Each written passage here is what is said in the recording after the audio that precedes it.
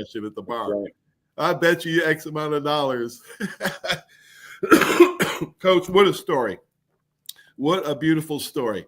You talk about, I usually start at the beginning. Talk about where you grew up and talk about your mom and dad and any siblings you had. I grew up in Westwood, Massachusetts. Mother and father at home, both very supportive. Both came to all the games, all the athletic events of myself and all the other kids in the family. After I got through high school at Westwood High School, I went to Boston College for undergraduate school. And then I went from there to Springfield College. And then after Springfield College, I moved on to Syracuse University. I was their first strength and conditioning coach. And then after that, went to the Dallas Cowboys, then to the New Orleans Saints, then to the New England Patriots, and then back to the Cowboys, and that's where I retired. Springfield College. We had a friend of the family when I was growing up in Syracuse, New York, that he went to Springfield College. It is the Mecca for people who don't know, and most people do not know this.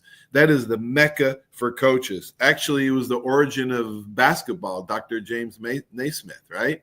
That's right. Oh, my gosh. Talk a little bit about Springfield College there in Massachusetts.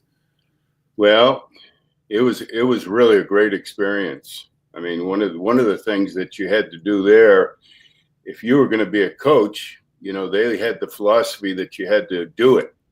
You had to be able to actually demonstrate things, and you couldn't, you know, you had to be fit.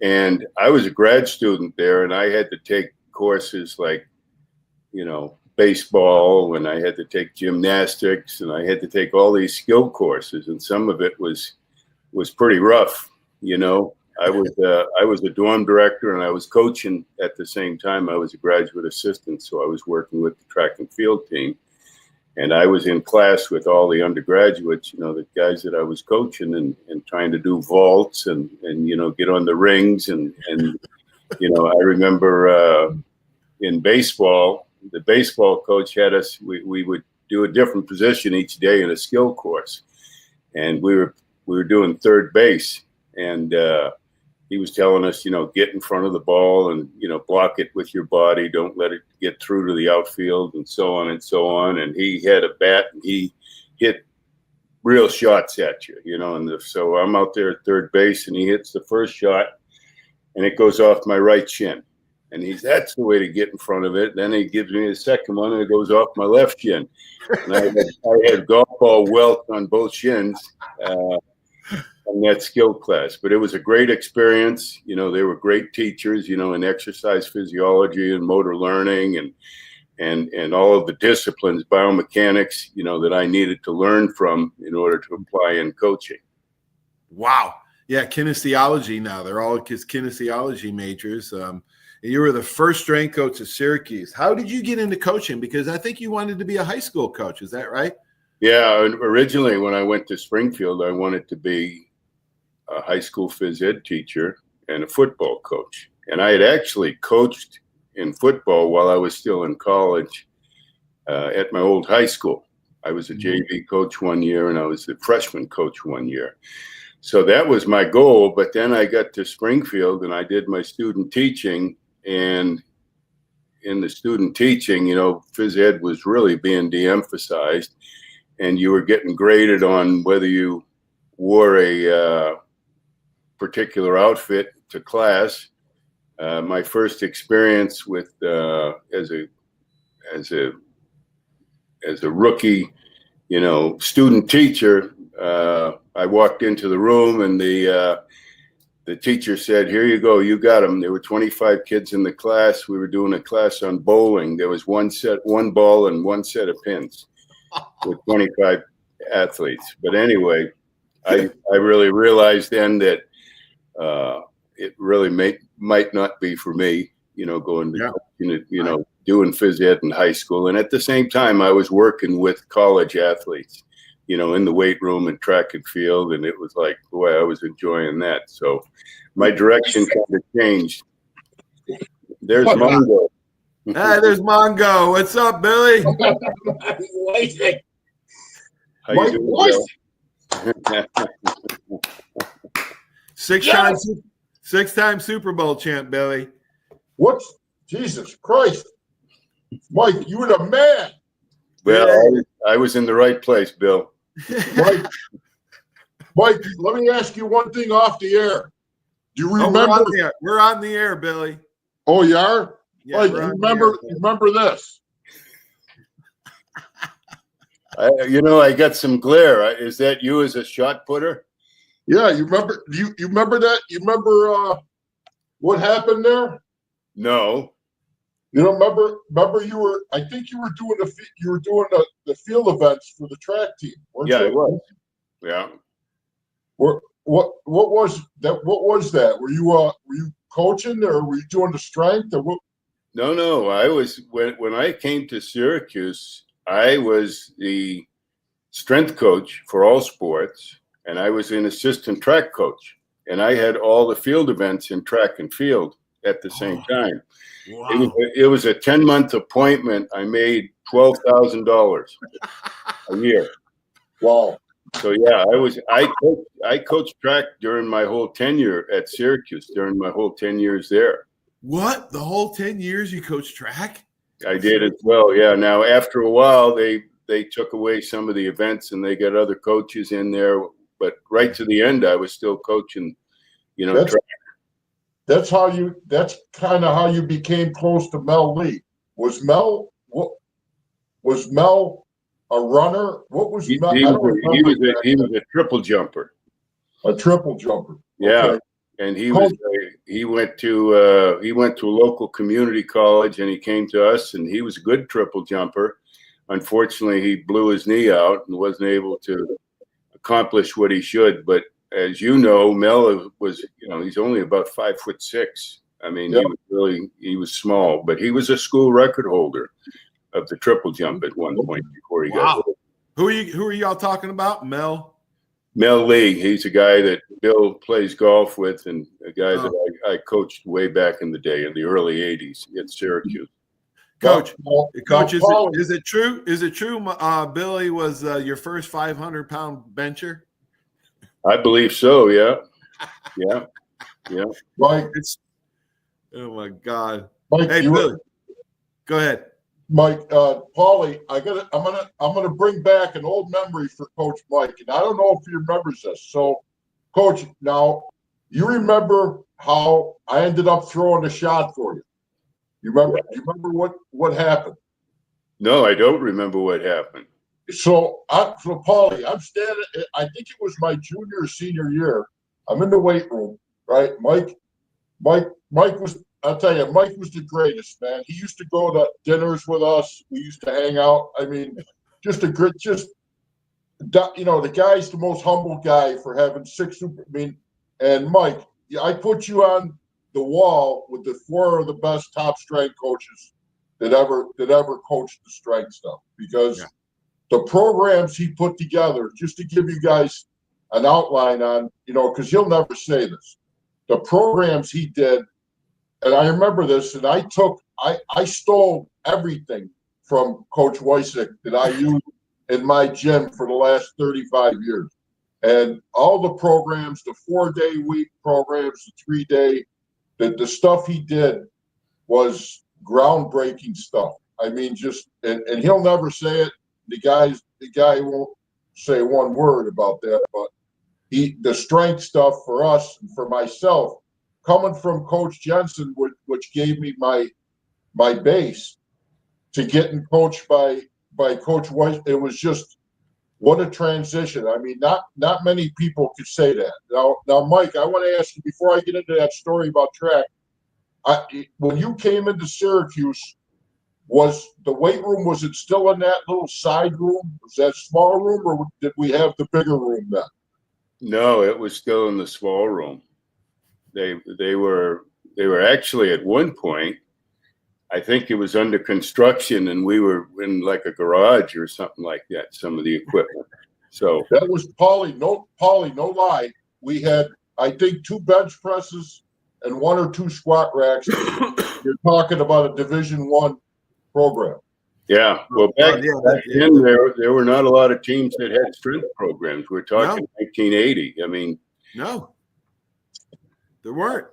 Coach, I had one of the greatest that ever lived, Al Miller. You know Al Miller well. You call him Killer Miller. Yeah. Coach, he was brutal. Let me tell you, man. He was. What did you learn from what strength coach helped you? I know you told the story about Kent Johnston, and I'd like for you to tell that story real quick about how Kent helped you early in your NFL career. Well, I was never an assistant, so I never really had a mentor. So basically, I came out of grad school and I relied on the learning that I had, in my biomechanics and textbook of work physiology and, studying the sciences and setting up, programs and methodologies and coaching and things like that.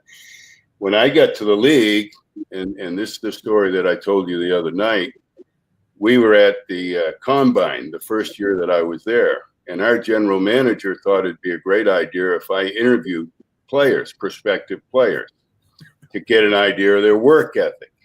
And I had a list of about 120 players that I had to interview.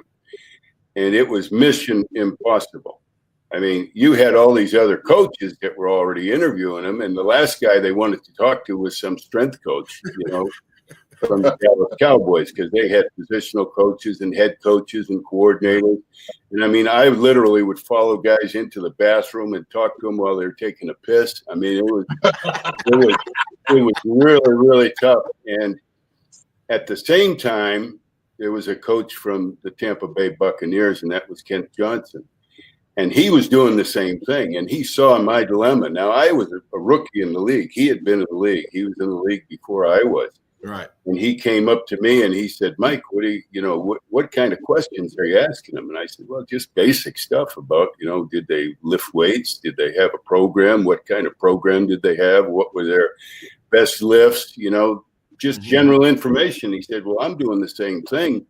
Why don't we split our list and then come back together and we can compile, them together. And we did that. So that was the first time I met Kent. And that was back in, it was 1981 or 1991, because I was in the NFL.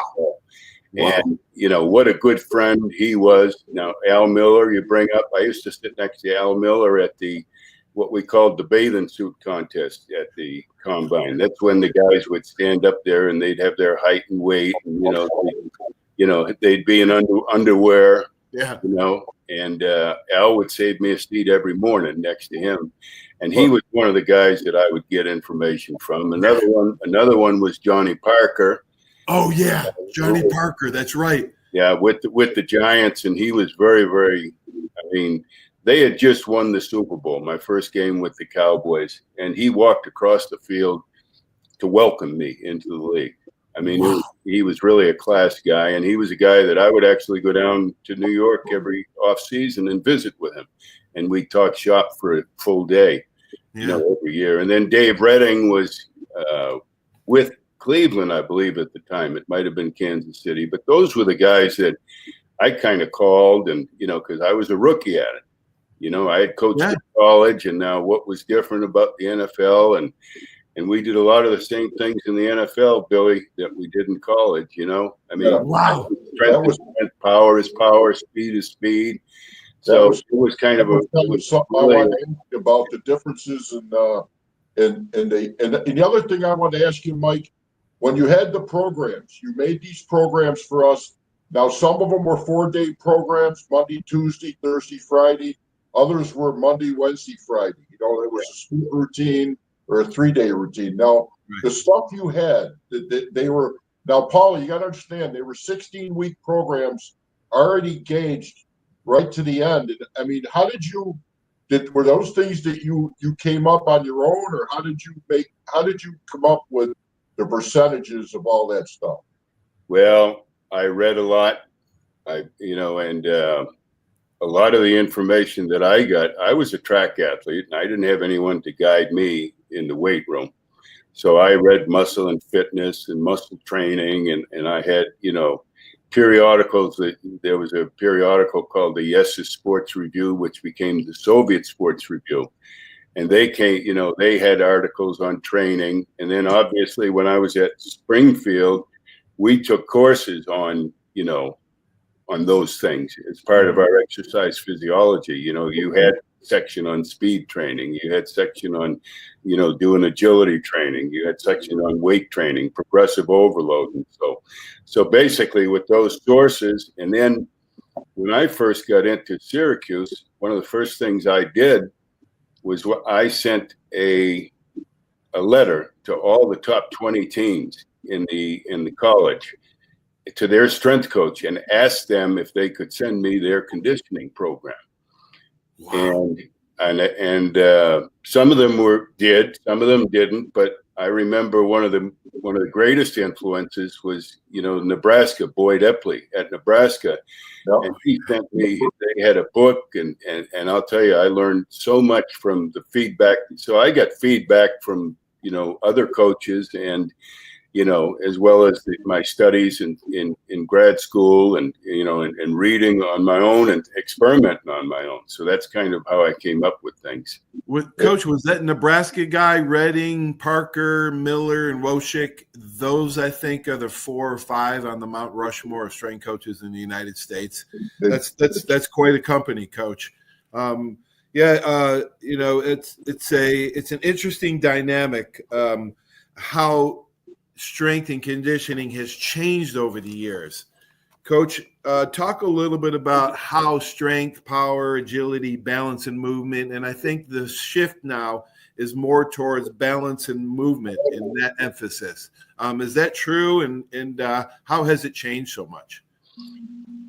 Well, I think it's changed. There are a lot of restrictions, especially in the NFL, as to what you can do. In the old days, when I was with Dallas, we would go to a Super Bowl and we'd start our off-season program in March, and we'd go till July. Now they don't start until the middle of April, and they have much more football activities going on. So you really don't get time to train them, and they end in the middle of June. Wow. So strength coaches now have a very, very difficult time because they don't have the players there. They don't pay the players, early in the off season to work out. Some people say, well, today players are bigger, faster, stronger than they were. And that is not true. My experience is that is not true. Back in the old days, the guys trained harder. I mean, we did all the testing. We did strength testing. We did speed testing. We did agility testing. We did, explosive vertical jumps. We did all of it. And I can tell you right now that I have never seen. To give you an idea, back in the 90s, we had 7 or 8 guys that could bench over 500 pounds on the roster. I had one in Dallas when I retired. One. Wow, from 2010 to 2020, you had one. Yeah. Well, wow. Holy cow. 1990s, And we had guys that ran fast. We had guys, we had a track in Dallas in the early 90s. It was a synthetic track, so it was faster than running on grass or turf. But we had guys run 4.3s, back then. We had guys vertical jump 40 inches. So all of this talk about how, things have, what has changed is people don't have time to train anymore. Mm-hmm. Athletes are coddled nowadays. Guys don't work hard in college like they used to because of this this licensing thing. I mean, if you push a guy too hard, he's going to say, "I'm just going to transfer and go somewhere else." So to me, I have seen it go down. And I am glad that I got out of it. I've been out of it for 5 years, but I'm glad that I'm not in it anymore because I talk to people that are in it, and it's, everybody's got their own personal trainer and their own ideas of training, and they don't come, you don't get to train them in the off season. Yeah. They don't come in fit, and the NFL tries to spin that injuries are less, but I don't buy it. Yeah, I agree, Coach. I agree. I was watching a coach the other day, and he says, back in the day, you had to teach them X's and O's and technique and fundamentals. You didn't have to teach effort and toughness. Now it's just flipped. You don't have to teach them fundamentals, X's and O's. They get it in 7-on-7 and 7-year-olds. But now you have to teach effort and toughness. It's just flipped, right? I know George O'Leary. You know Coach O'Leary. All of us know George. Yeah, all of us know George real well. I played for him. Billy played 7 years for him. Coach, you coached with him. He comes on my show and says the generations are getting softer and softer every year. But it is a lot of time that the strength coach, still to this day, the strength coaches. I was watching a podcast that Urban Meyer was on, the Triple Threat podcast the other day, and he was talking about rating. And Saban rates players, from 1 to 5, right? Really bad to elite. Urban did the same thing with his assistant coaches, and it was interesting to me that he said 1s and 2s don't even make it in high level football coaching. 3s, they get moved around a lot. 4s, you can want and negotiate their contract with them; they're wantable. 5s are elite, and the only coach that you got to have a 5 in, he said, was the strength coach. Wow, that's a great perspective, because I always thought of that as well. I thought you spend most of your time with your strength coach. You don't spend it with the head coach, and you don't even spend most of your time with your position coach. It's the strength coach that knows the players better than anybody. Coach, talk a little bit on that theme and that dynamic. Well, you're right, because especially in the off season in college, coaches are out scouting, or they were at that time. I don't know what the rules are now. So, basically, you're the head coach for the off season, and you work with every player on the team. You can say that, well, the special teams coach is close. Yeah, he is, but he doesn't work with everybody. Right. So the strength coach certainly is involved with everybody on the team. Now, strength coach obviously has to have support from the positional coaches, from the head coaches. The strength coach doesn't determine who's going to play and who's not going to play. And in the NFL, who's going to make money and who's not going to make money. So, the strength coach can't do it all by himself, obviously, but there are lots of times, in the NFL, in the off season, coaches are working on game plans and studying tendencies, and they're watching film. They're not out with you. You and your staff have the entire team, during the course of the off season. So, yeah. I can see, especially in college, why Nick Saban would say that, because you really have to turn your team over to those people for an extended period of time. Absolutely. Coach, you've coached under so many great coaches. My gosh, the list is almost endless. Who was one of the best head coaches and the one that really was really concerned about strength and conditioning and really put an emphasis on it? And I don't want to talk about any bad head coaches, but who was great to work with over your 30-year career? Well, starting in college, Dick McPherson. And I talked to Billy about this the other day. Dick McPherson was like the mayor of Syracuse. He was kind of, he glad-handed everybody, and he was really, politically, he could have run for office. And at first, I kind of thought he was not genuine, but when I got to know him, he was really one of the most genuine people I've ever worked with. And he checked me out when he came in.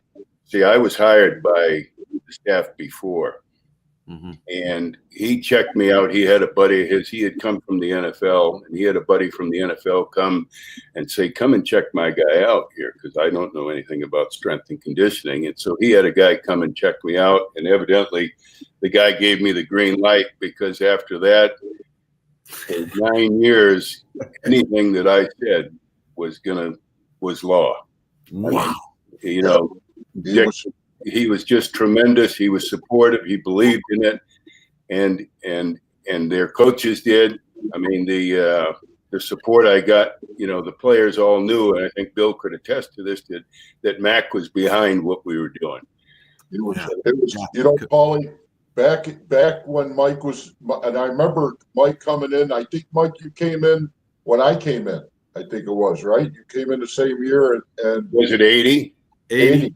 Yeah. Yeah, 80. And everybody, the way Mike, represented the strength and conditioning, the way we worked, everybody bought into it. And to put it to his point, nobody went outside the realm to personal trainers or any other.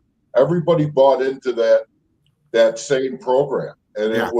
and the results are just, they're there. The results. Hey, Billy, Coach, I got a funny story about buying in, having a player buy in. Al Miller was a first-time NFL straight. Well, I think he went with Dan Reeves to Denver.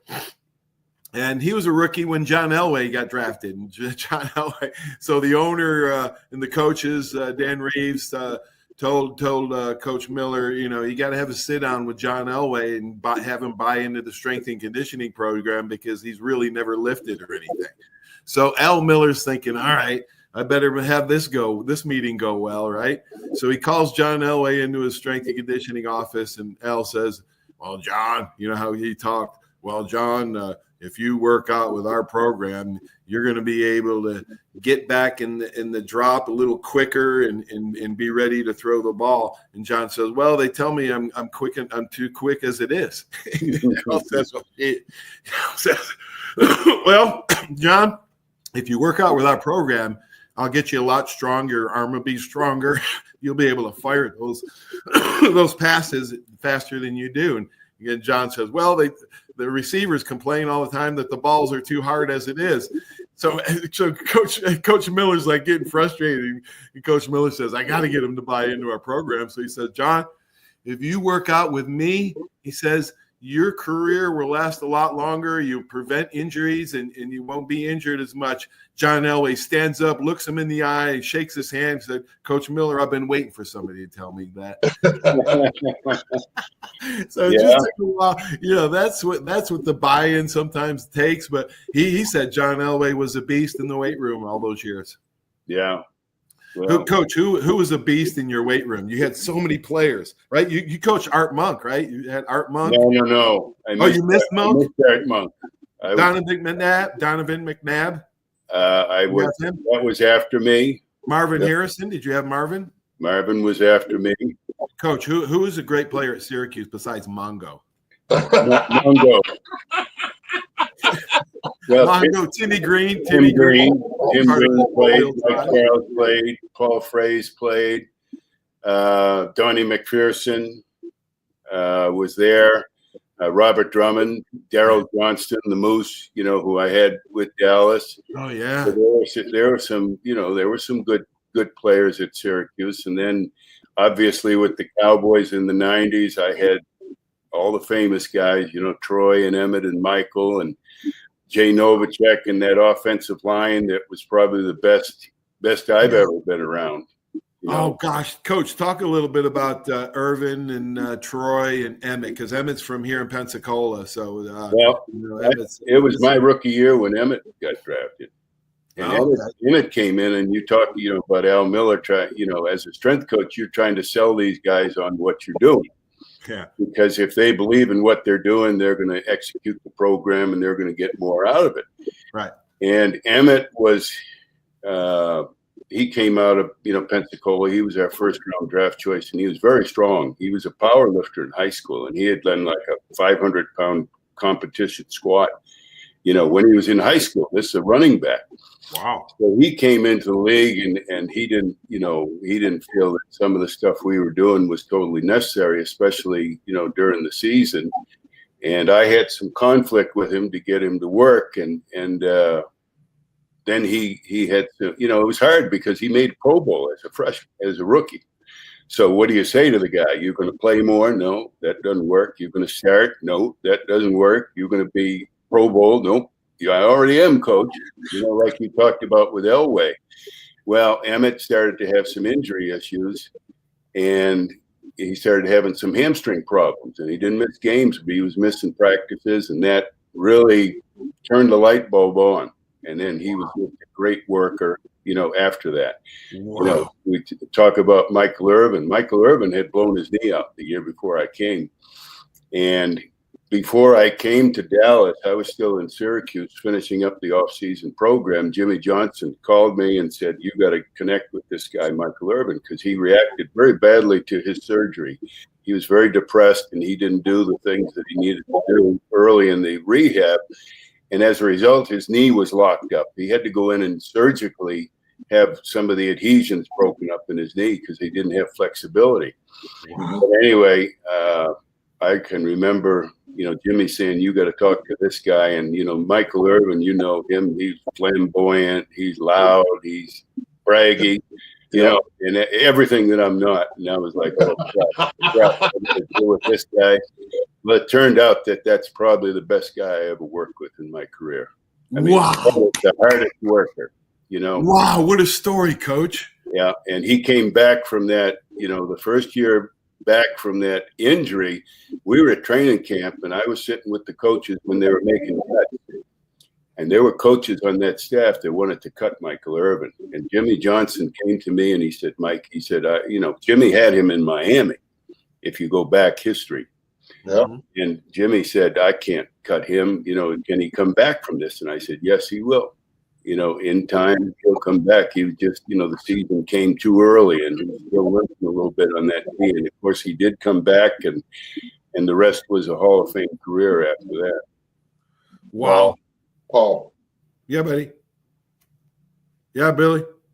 I was gonna regress a little bit to back when Mike was talking about track. Mike, you said you were a track guy coming out of high school and college. What did you do in track when you were? Well, football was my number one sport, Bill, but I was better in track than I was in football. And I was actually ready to go to Tufts and play football.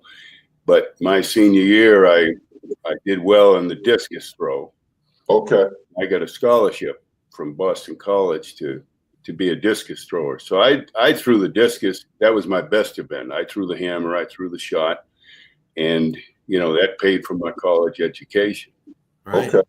Wow. And So Boston College. I had to give up football, which was really hard.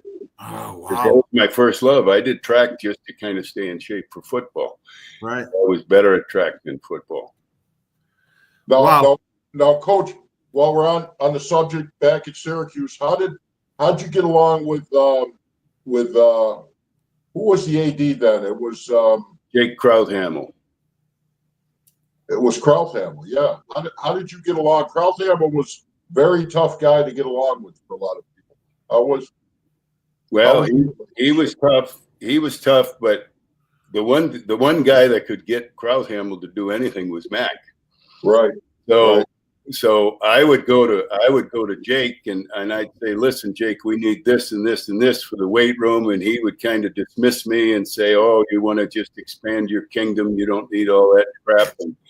And I'd go to Mac, and Mac would wear him out, and I would end up getting what I was asking for. Oh, great, man! Mac had interference blocked for you, man. Now, Paulie, getting back to the story I was going to tell.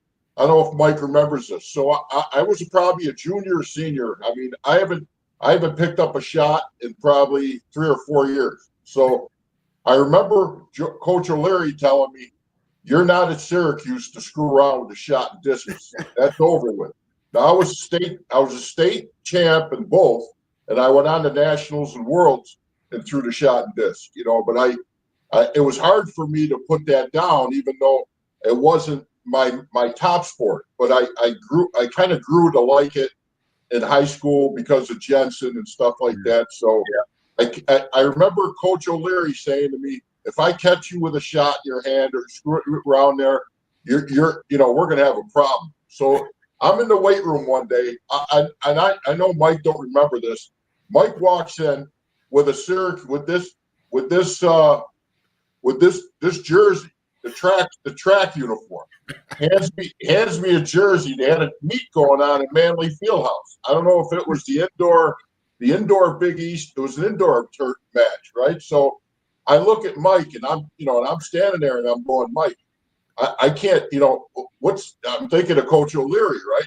'Cause he's always in the back of my mind.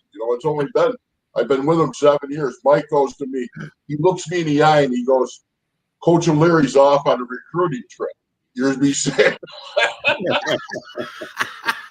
That's how you can I throw behind his back. Yeah, you can throw behind his back. I ended up throwing the shot in indoor. I think it was a dual. It was a triple meet, or I don't know what meet it was. Mike, do you remember that at all? No. It could have been a dual meet. It could have been the Big East, though, because we hosted the Big East over in I think it was the Big East, right? You had to be.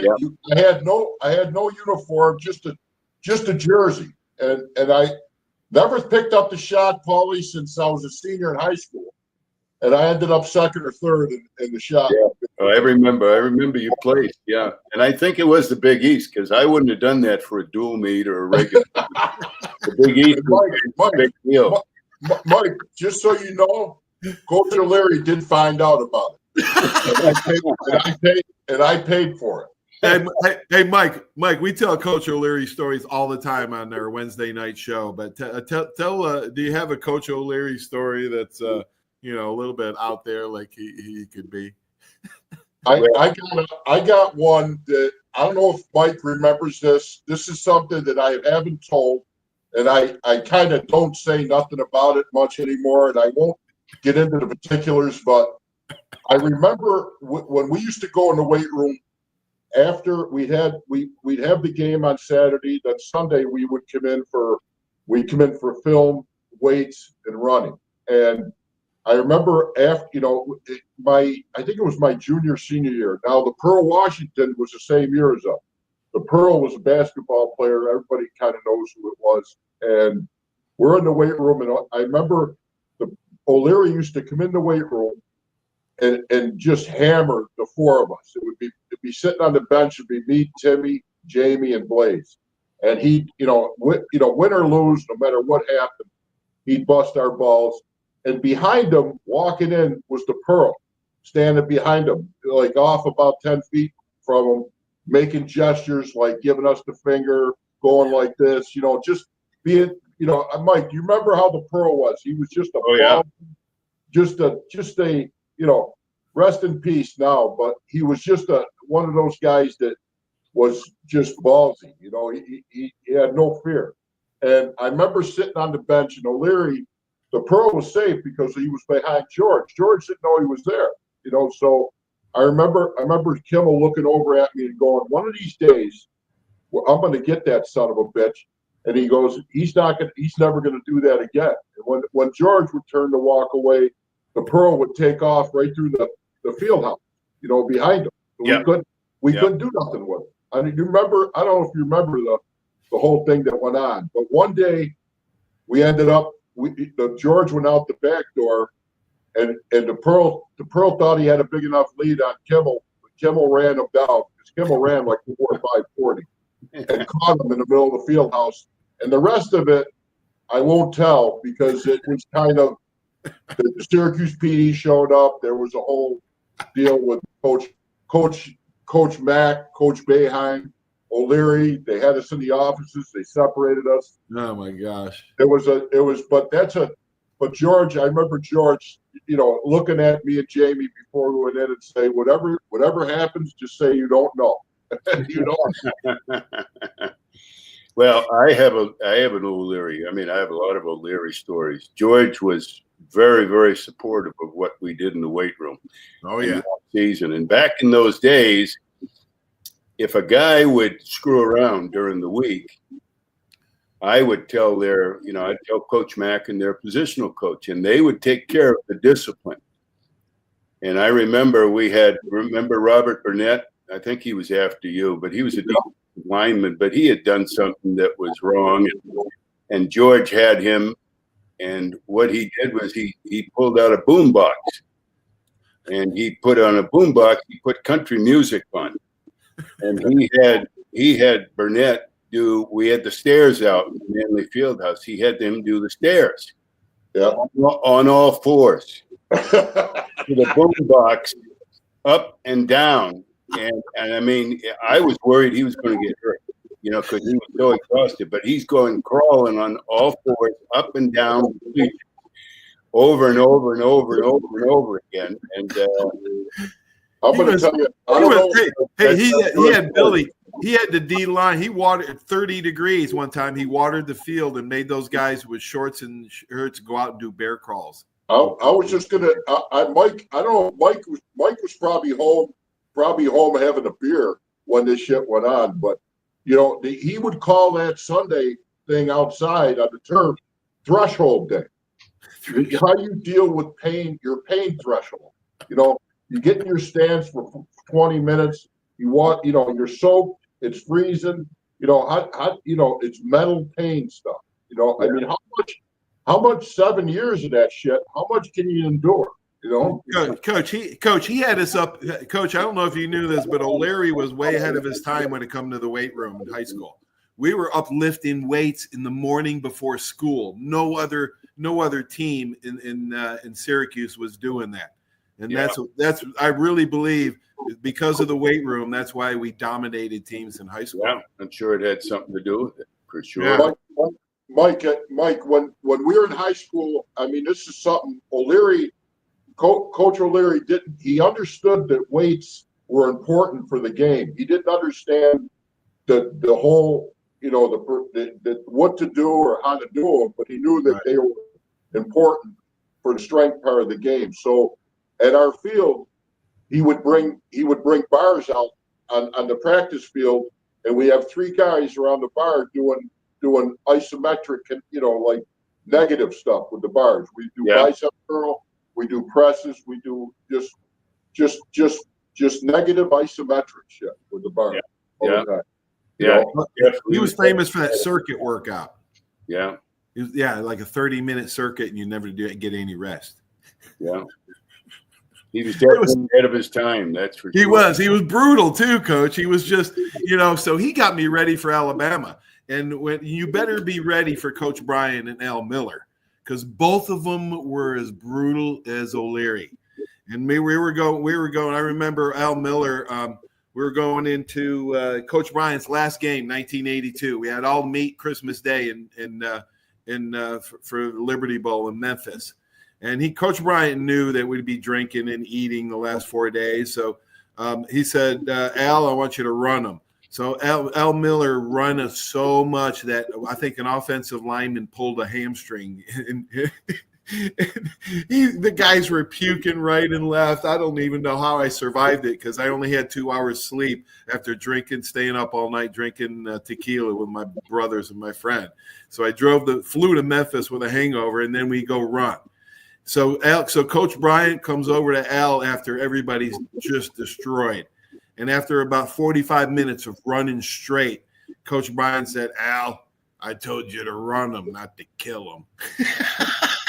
Now, that's a lot for Coach Bryan to actually say, talk some, because Coach Bryan would not – he had not much mercy on you, man. But for him to come over and tell Al Miller that's how bad Al was in his prime.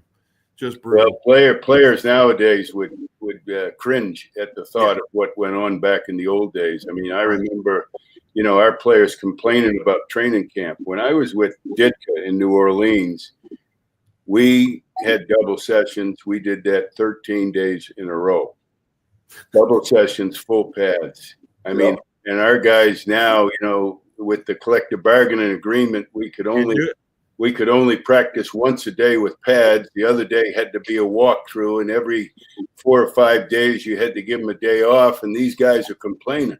Right. And you go back to, Bear Bryant, you go back to the old days and how much hitting and how much practice and hard work. I mean, guys do not have to go through that nowadays. Not even close.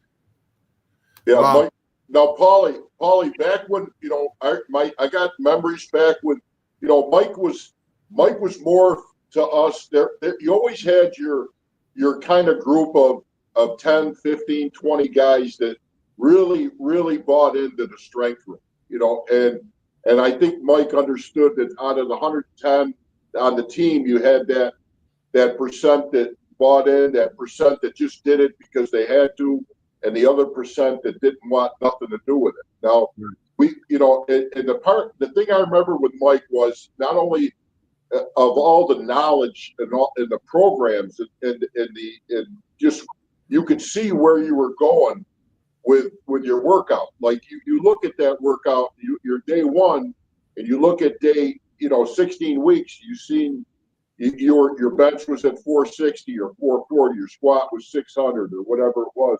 But after it was over, I remember, I don't know if Mike remembers this, we'd all pile in the cars for, there'd be 8 or 10 of us.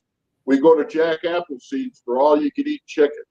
Mike, yeah. Remember those trips to Jack Apple? Yeah. Eat them out of the restaurant, for crying out loud. Yeah, they would lose money on those trips. But you remember you had guys like Bernard King. You had guys like Jamie that were I mean these guys were just animals in the weight.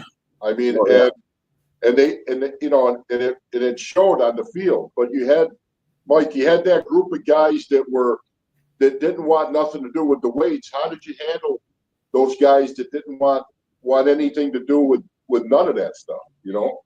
Well, it was hard. Like you say, there were guys that believed in it, like yourself, mostly the bigger guys, the strength guys. The guys that you would have a harder time selling it to were the peripheral guys, the wide receivers, the cornerbacks, those guys. And really the only way that you kept them in check was through punishment, through discipline. Right. They would get into trouble if they didn't do it. Their positional coach, the head coach, that's what I talked about, the coaching staff. See, and when I got in the NFL, you could fine them.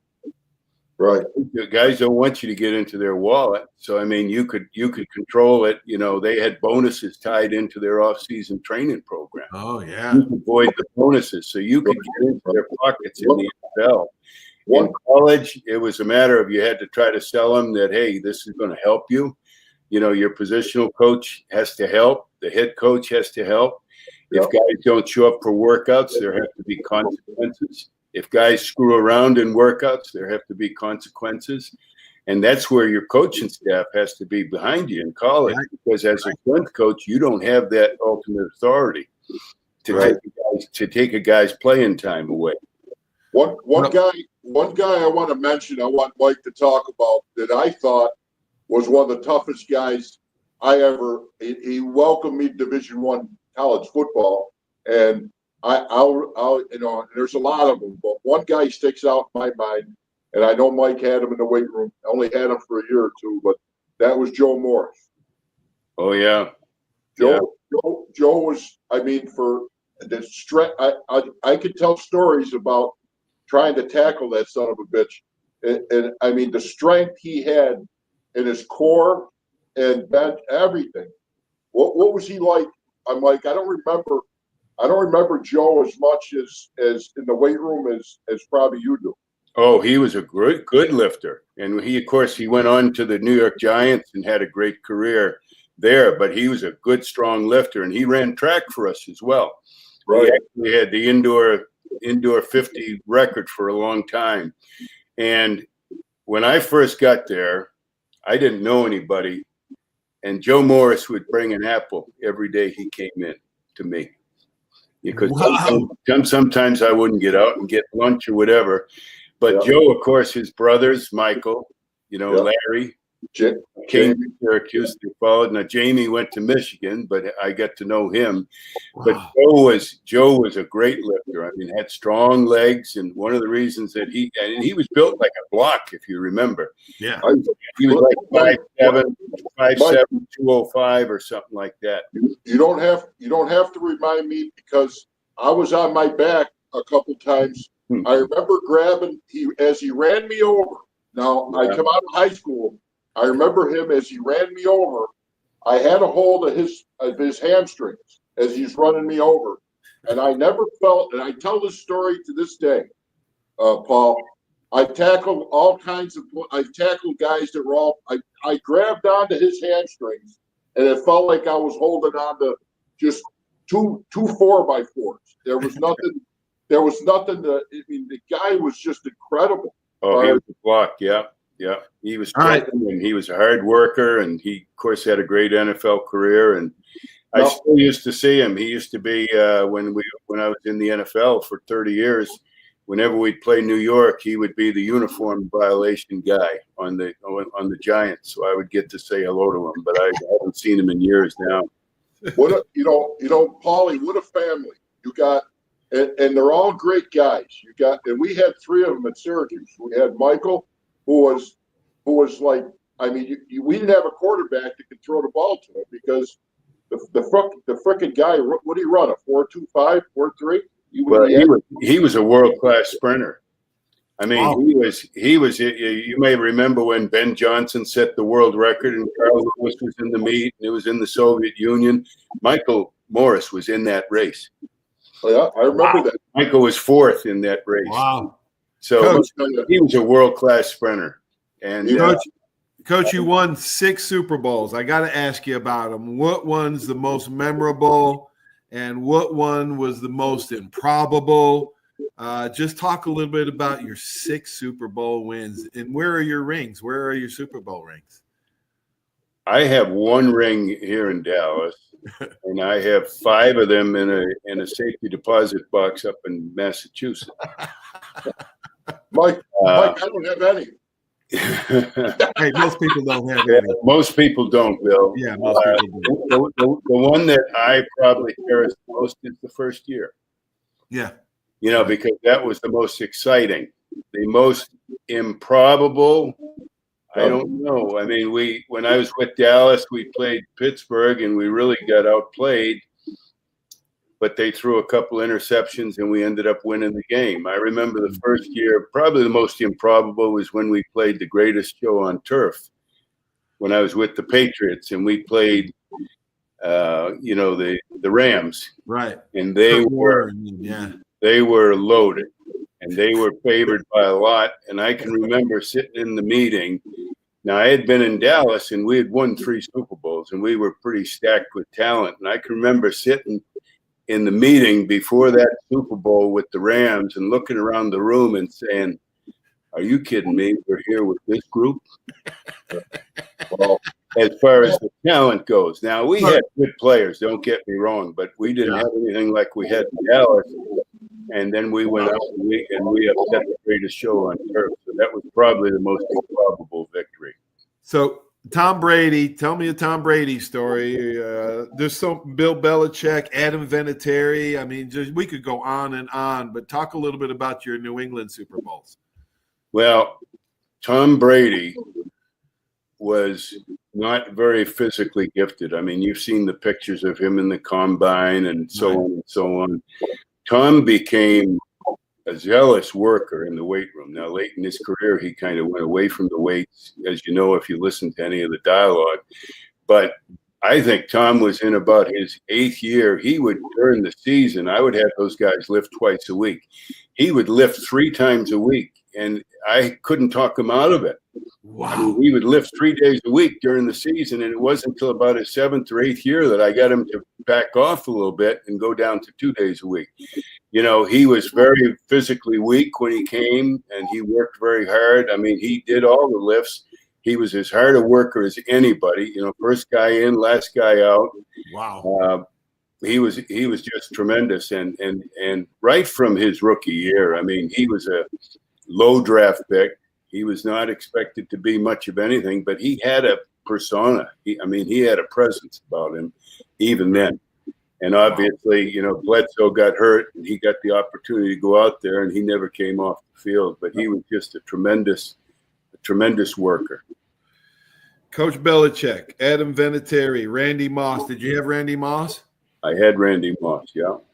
Curtis Martin, Teddy Bruschi, Rodney Harrison. Wow, Coach. So, where were some of those guys like in the weight room, and who was a beast? Well, we had a bunch of really good guys, and they were not only good in the weight room. The Bruskis and the Rodney Harrisons and the Willie McGinnises.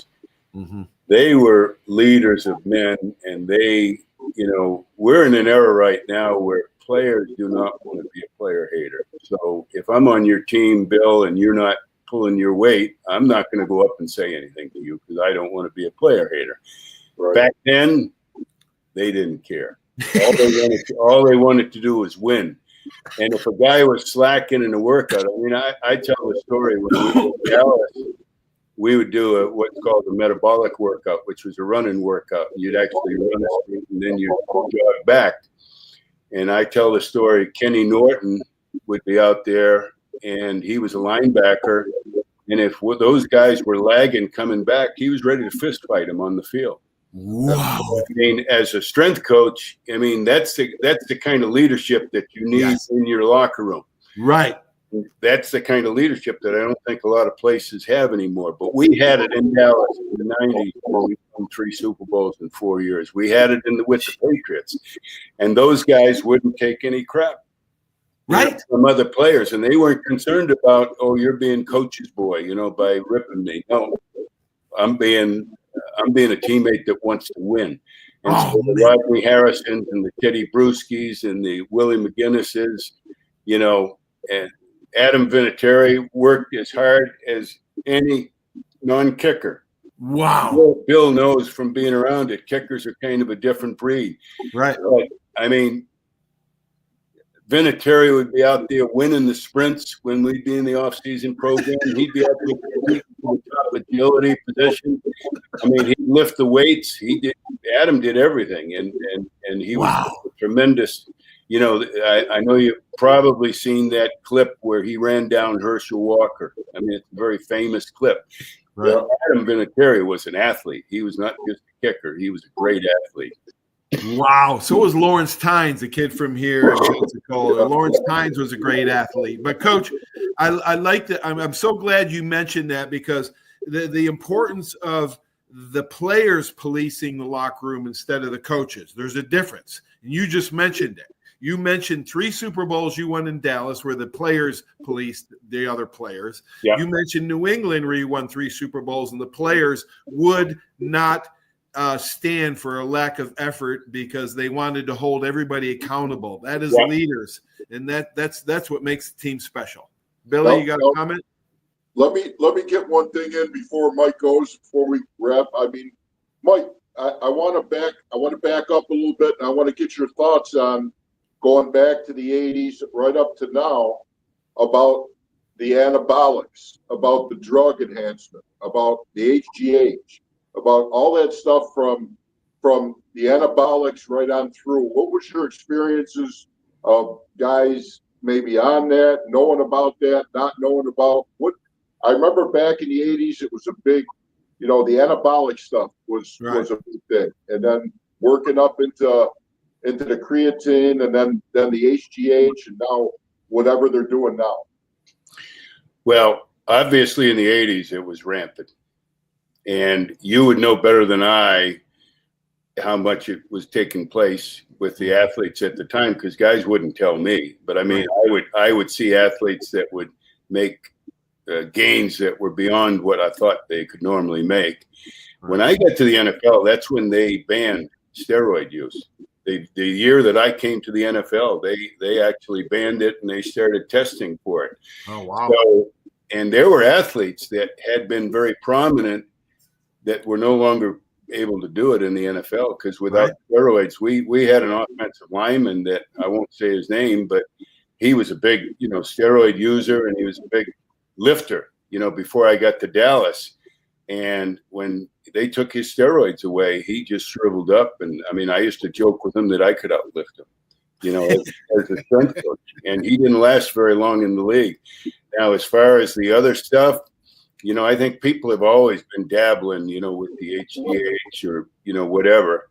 I don't think the steroids have been as much of an issue because of the testing, but they try to find ways to get around it. And during that Conti period, I don't know if you remember, they had the Clear, which was a form of anabolic steroids, testosterone that would, I guess, they couldn't test for it. When they put it in the test tube, it would disintegrate or something like that. So I'm sure I had players that were dabbling around, but I don't think it was nothing like the 80s, because they were testing. Right. So I think that, they've done a lot to shut it down. And maybe that's one of the reasons that guys are not as strong as they were. I don't know. Yeah. Coach, 6-time Super Bowl champion, Man, I just want to say thank you. I know Bill wants to say thank you, but man, the number of players that you impacted, man, that's even more important than those rings. But thanks for being on, Coach. Well, I appreciate it, and it was good seeing you. Billy, I hope I see you up in Syracuse when we come up for the golf tournament in June. You're going up for a golf tournament in June? I'm going to try to get Paulie to come up too. Oh, I'd love to, man. I would love to play golf with you guys. We have a tournament for a guy, a Syracuse grad, who was after Bill, who was he was actually my assistant for years, and then he took over for me with the Dallas Cowboys, and then he died. He tried tragically, and his name was Marcus Paul, and we have a foundation, and we have a golf tournament every year in Syracuse. It's going to be June 4th this year. So, God rest your soul, Marcus. No, Mike, real quick, what happened with Marcus anyway? What led up to the untimely death? Well, it was very, very sudden. He was totally healthy. And he was actually sitting in his office, kind of talking to one of the players. Another assistant was there, another guy that I had hired that he inherited. And in the middle of a conversation with the player, his head went back and he lost consciousness. And what happened, and they ran and got the trainers, and they had a defibrillator, and they had all the equipment, and he was, an ambulance was there within 5 minutes. Wow. And he had a pulmonary embolism, and that basically was a blood clot that stopped his heart. And by the time they got his heart back going again, he was brain dead. So he was actually still being kept alive on machines when I got to the hospital. And after a day, he had no signs of nerve life. So they had to declare him dead. But that was how it happened. It was just sudden, and it came out of nowhere. And it kind of reminds you that tomorrow isn't promised to all of us. Nope. Tomorrow's not promised. If you want to learn more about that subject, check out our Monday night show with Kerry Good as we talk about that very subject, being where your feet are and all that. Check that out on Monday night. It's called Good and Faithful Servant on Monday nights. Kerry Good was a great strength coach as well with Al Miller, as a matter of fact, and he's got ALS, much like our teammate Timmy Green. So our prayers are out for Timmy and Kerry with fighting ALS, but those are two fine individuals, man. You won't find a more wisdom-filled person than Kerry Good. Coach, thanks so much for joining us. Coach Mike, thank you. Thanks, Coach Mike. Good seeing you guys. Yeah, it's been great. I hope to see you up in Syracuse for the golf tournament. Good. It'd be great to see you. Right. Okay, so long. guys. Thanks, Billy. Thanks, Bob. So long. Wow, that was great. Mike Woicik, 6-time Super Bowl winner. That's right, 3 with Cowboys, 3 with the Patriots. What a great interview. That was so much fun. Thanks for watching the show, everybody. Have a great sports weekend. Stay tuned for these important messages. Without these great sponsors, this just wouldn't be possible. If you like the show, share it. Okay, go on my YouTube, search Paul Tripoli Coach's Corner, and subscribe. But thanks for watching. So long, everybody. There's a reason why Hill Kelly in Pensacola is the #1 selling Chrysler Dodge Jeep Ram dealer between Jacksonville and New Orleans. While other dealers have taken advantage of a competitive market with higher prices, Hill Kelly has discounted prices to the lowest of the year. And Hill Kelly in Pensacola won't surprise you with excessive charges beyond the selling price. Come see why people from Milton, Pace, Foley, Bay Minette, Daphne, Gulf Shores, Mobile, and beyond are driving to Hill Kelly in Pensacola to buy their next new Chrysler, Dodge, Jeep, or Ram. At Hill Kelly, the bottom line price and your satisfaction are what really matter. So before you sign, check the bottom line and make the trip to Hill Kelly in Pensacola to see what true local ownership can do for you. At Hill Kelly Chrysler, Dodge, Jeep, Ram, Highway 29 in Car City, Pensacola. Or shop online 24/7 at hillkellydodge.com. When it comes to bottom line pricing, nobody beats a Hill Kelly deal. Nobody. That's you trying to fix the plumbing yourself to save a few bucks. Doing things yourself doesn't always end well. The same goes for insurance. That's why Auto Owners works with local independent agents who tailor coverage to meet your needs and offer discounts for life, home, car, and business insurance. Because sometimes you need a professional to get the job done right. That's simple human sense. Are you riding around in a filthy vehicle? Dirty car no more. Visit Ronnie's Car Wash today to get it shining in no time. They have 3 convenient locations with another coming soon. The unlimited monthly wash packages start as low as $14.95 per month with free vacuums, multi-purpose spray and towels. Visit them in Gulf Breeze, Navarre, Fort Walton, and soon Crestview. Don't wait, wash today. Be sure to see Ronnie's Car Wash on Facebook to see the latest specials and discounts. You'll be riding and shining in no time. 75 years of service in high-tech today. It's Pensacola Glass Company at 433-8348. High-tech is a term often applied to advanced services and products in today's marketplace. And today, glass is much more than the simple painted brittle, see-through stuff we hit baseballs through when we were kids. Glass is now a product with unique flexibility in both performance and application. And Pensacola Glass Company is growing right along. That's Pensacola Glass Company at 433-8348.